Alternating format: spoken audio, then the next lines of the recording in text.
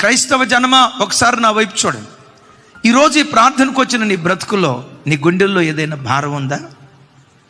కుటుంబాన్ని కూర్చో, పిల్లలను కూర్చో, ఉద్యోగాన్ని కూర్చో, వ్యాపారాన్ని కూర్చో, ఆరోగ్యాన్ని కూర్చో, వివాహం కావలసిన యవన బిడ్డల వివాహాన్ని కూర్చో, పిల్లలు కోల్పోయిన ఉద్యోగాన్ని బట్టో, అప్పులను బట్టి అమ్ముకున్న ఇల్లును బట్టో, అయ్యో కనీసం ఉండటానికి ఒక ఆశ్రయం కూడా లేదే, నా బ్రతుకేంటి ఎలా అయిపోయిందని ఓ తెలియని భారం నీ గుండెల్లో పెట్టుకొని వస్తే, గత కాలాల్లో ఎన్నో గొప్ప అద్భుతాలు చేశాడు కదా, అప్పుడు అద్భుతాలు చేసిన దేవుడు ఇప్పుడు కూడా అద్భుతం చేస్తాడు. ఏనాడైనా ప్రభు నిన్ను విడిచిపెట్టాడా? ఏనాడైనా ప్రభు నిన్ను అనాథన చేశాడా?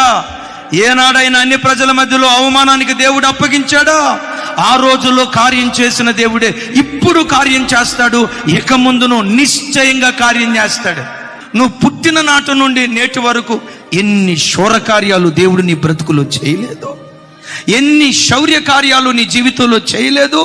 ఇది జరుగునా అని అనుకుని ఎన్నెన్ని భీకర కార్యాలు నీ బ్రతుకులో చేయలేదు. గత కాలాలలో చేసిన దేవుడే నేటికి సజీవుడు.